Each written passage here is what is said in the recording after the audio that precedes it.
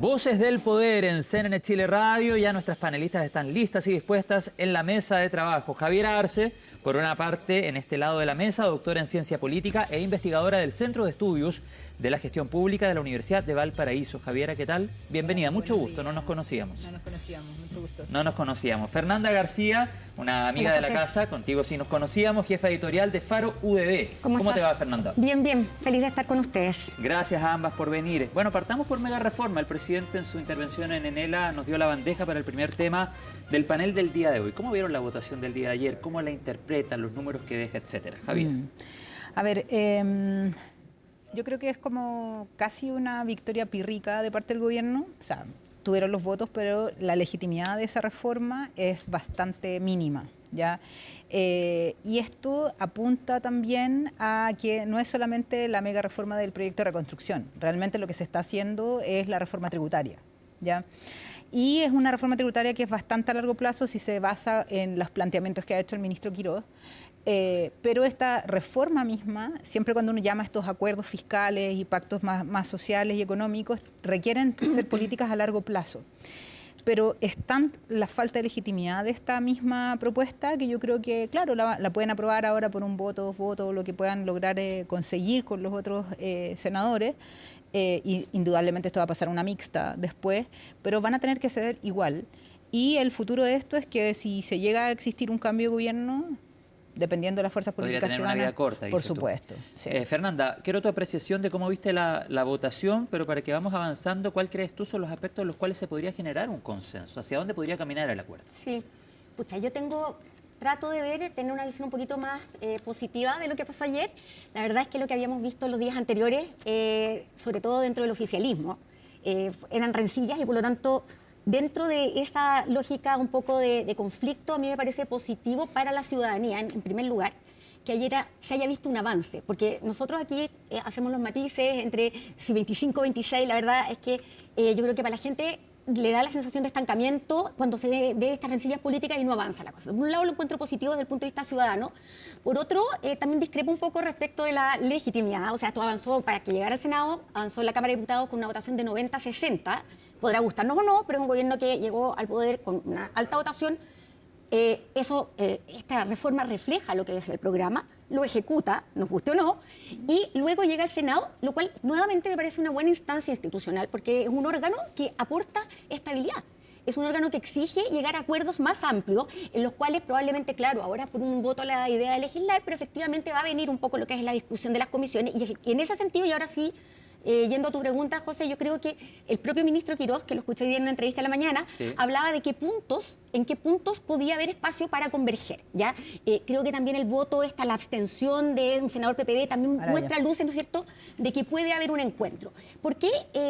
2 puntos en concreto. Pero eso es una aventura personal, nos dijo recién el senador Castro. Yo lo sé, pero sí, pero todos sabemos que los políticos, muchos cada vez políticos, hay más aventuras personales. Son aventuras personales, pero tampoco son kamikaze. En el fondo algo hay, sí, claro, algo deben haber, y un poco Quirós lo decía en su entrevista. Pareciera ser que los documentos, las observaciones que se mantenían por escrito iban en un sentido más duro, porque de repente dentro de la oposición no solo había distancias entre los partidos, sino dentro de los mismos partidos. Y por lo tanto, la necesidad de no provocar un quiebre con los propios, ¿no es verdad? Pero sí, en el 1 a 1, en las conversaciones, había un espacio. Y esto de ambos lados, no lo digo, y por lo tanto, más allá yo sí veo con mejor proyección que hace 2 días atrás la posibilidad de avanzar. En concreto, en el crédito del empleo. Sí. Y segundo, porque decía Quirós que finalmente ahí había un tema de hacerlo menos extenso, un poco más acotado, atendido el momento que estamos. Y sin duda el plazo de la invariabilidad tributaria también es un espacio de avance. Sí, aquí yo quiero hacer un punto, sí. Podrá tener la legitimidad que tú planteas, pero la presidenta del Senado, Paulina Núñez, la senadora de Renovación Nacional, sí, ella marcó un punto también en la posibilidad de ampliar el plazo para la votación. Entonces, yo también creo que esta no coalición de gobierno, porque además se están mostrando o sea, no funcionan como coalición y al parecer hay problemas, y hay problemas bastante graves de cohesión dentro de la misma coalición. Entonces, yo creo que las señales no son de tanta legitimidad. Quizá a lo mejor, claro, se abren a la idea de legislar, pero lo que yo observo, esto puede estar tal vez equivocada, es que hay un sector de la centroderecha que, claro, se abre a legislar, pero no está de acuerdo con varios de los puntos centrales de esta reforma. Entonces ahí yo veo que si la oposición se pone de acuerdo con algunos puntos específicos, sí, probablemente eso podría detener, por ejemplo, la invariabilidad tributaria. Yo creo que el impuesto corporativo, la rebaja, eso es sí o sí. Eso va. No, eso va sí o sí. Pero los otros puntos podrían tener ciertos espacios de negociación con Renovación Nacional. Yo te quería preguntar Nacional. a ti, precisamente por lo que decía la Fernanda, a propósito de lo que dijo el ministro Quirós en entrevista con T13 Radio esta mañana. Una apertura a conversar en invariabilidad tributaria. Tal vez bajar de los 25 a 20, desde la oposición dicen ojalá 15, etcétera. O subir el umbral, la plata que se va a requerir para que esos proyectos de inversión puedan ir a la invariabilidad tributaria. La prima, hoy día es de 50 millones de dólares. Y por otro lado, también el crédito al empleo. ¿Son aspectos suficientes para la oposición para abrirse a conversar, yo creo independiente que no hayan compensaciones por la rebaja del impuesto de primera categoría? Yo creo que debe existir una compensación. Sí o sí, eso es un desde. O sea, yo creo que es un desde. Y ahí, obviamente, en términos técnicos, yo no soy economista, pero creo en términos técnicos y en términos políticos tiene que haber una compensación porque el Consejo Fiscal Autónomo lo ha dicho varias veces. Aplicar esta reforma, en particular, lo que genera es un déficit fiscal que recién se recupera si es que funcionan, no sé, los astros que dice el ministro Quirós al 2031.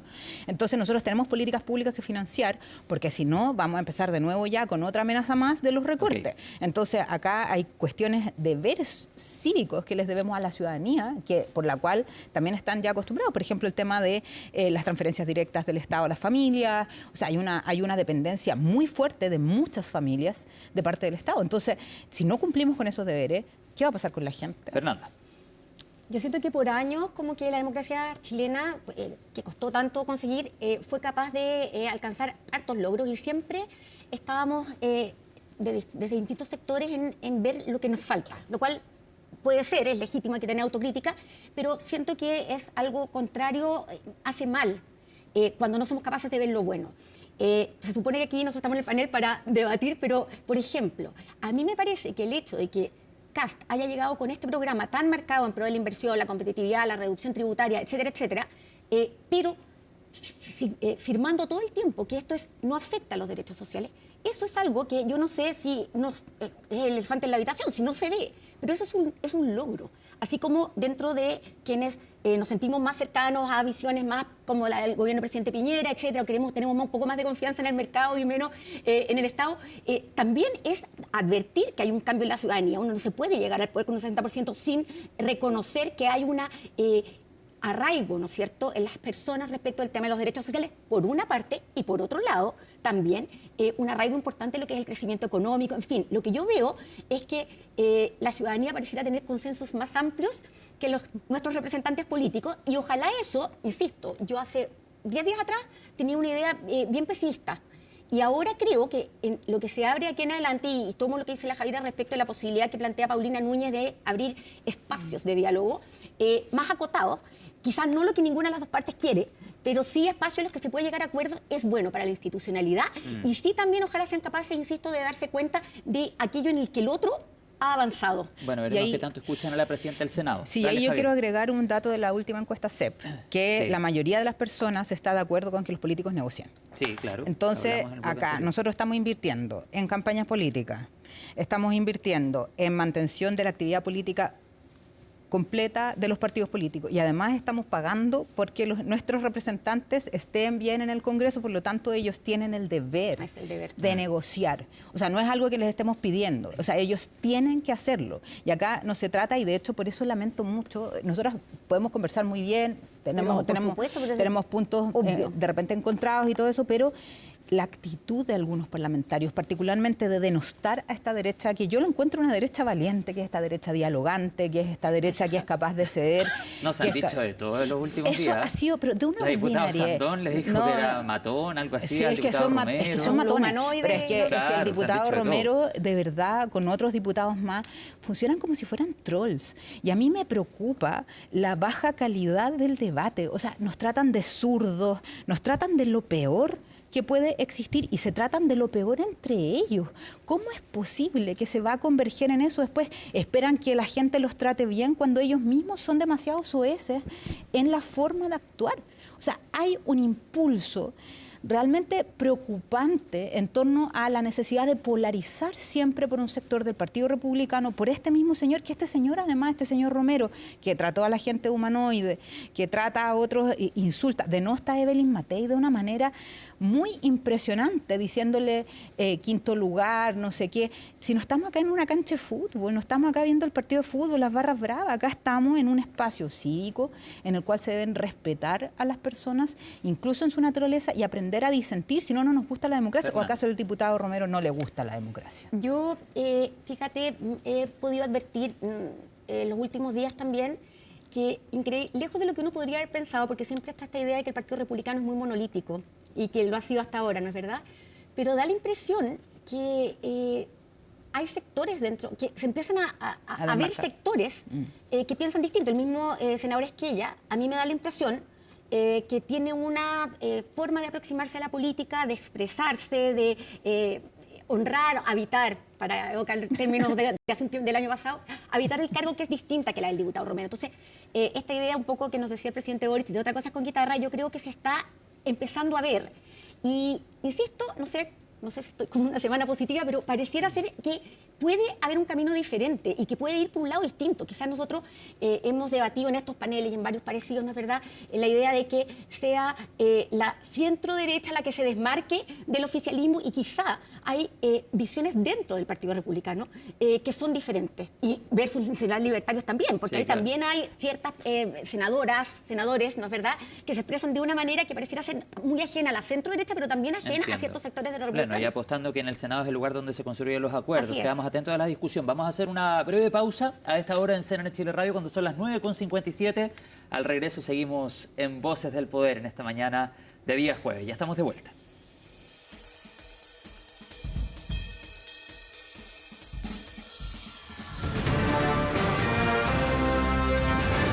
Hacemos una pausa y ya regresamos con CNN Chile Radio, AM. Estamos de regreso en CNN Chile Radio, AM.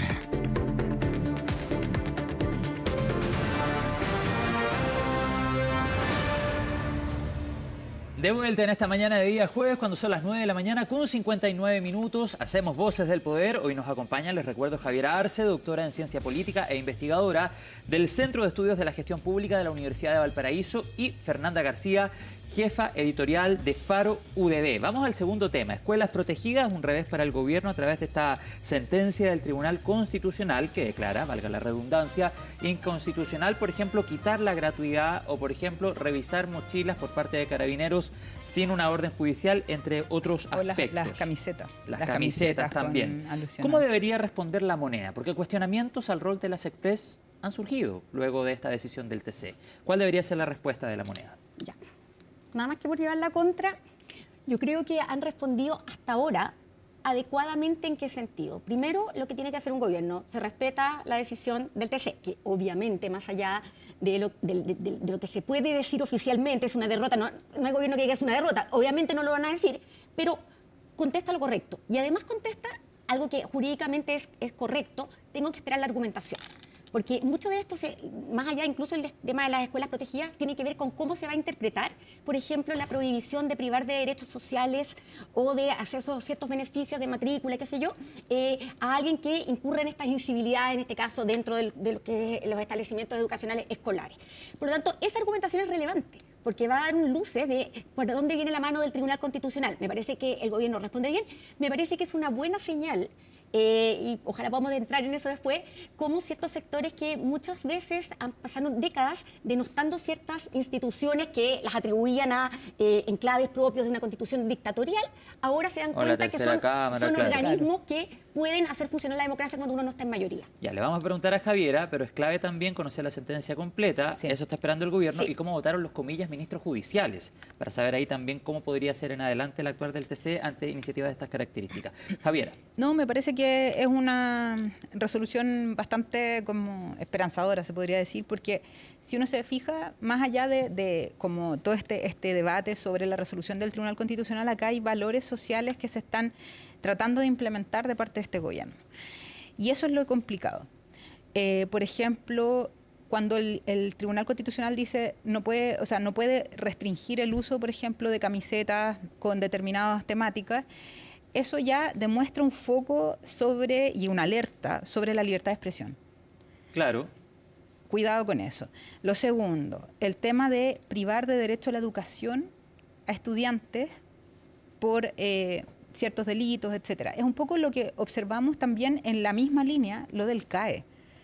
Lo del cobro del CAE, que en realidad da lo mismo si la gran empresa cometió algún tipo de fallas, monopolios, carteles, como lo que vimos en algunos casos, lo que hemos visto con el papel higiénico, lo que vimos con los pollos, pero sí apuntamos súper duramente contra estos deudores del CAE, que son unos ladrones, no sé qué.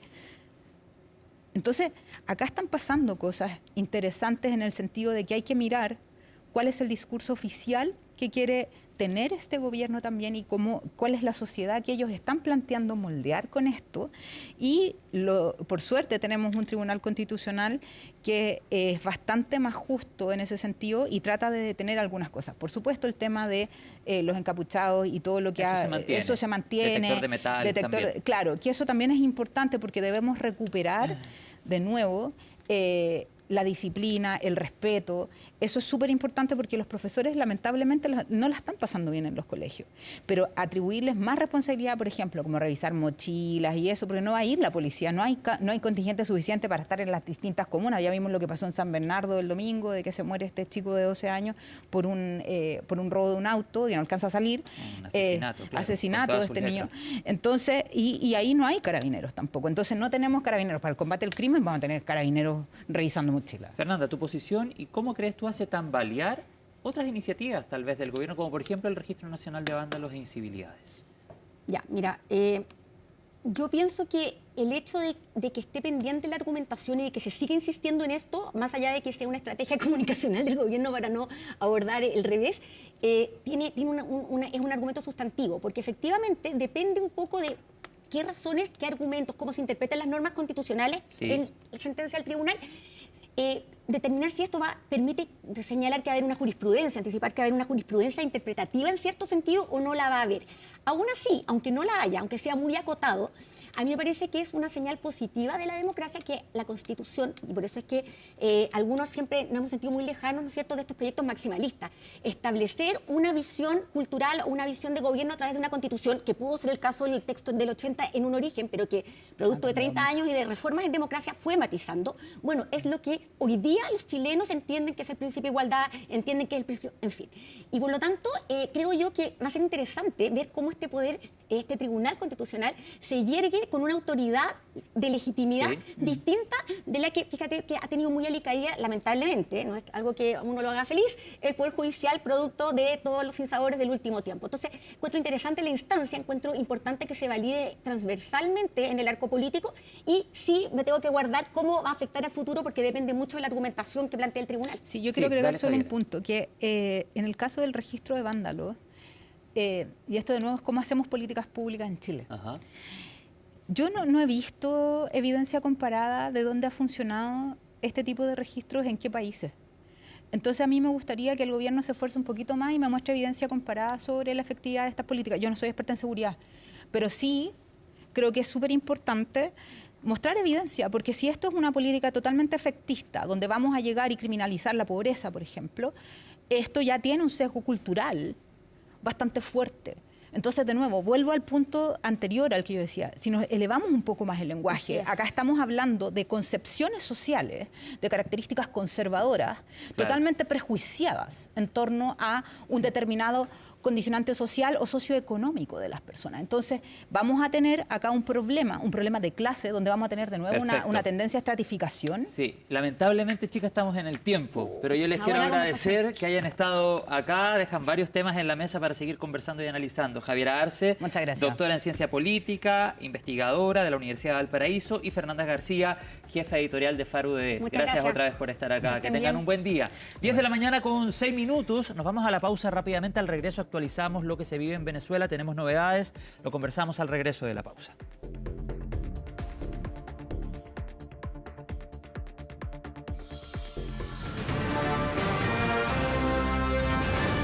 Hacemos una pausa y ya regresamos con CNN Chile Radio, AM.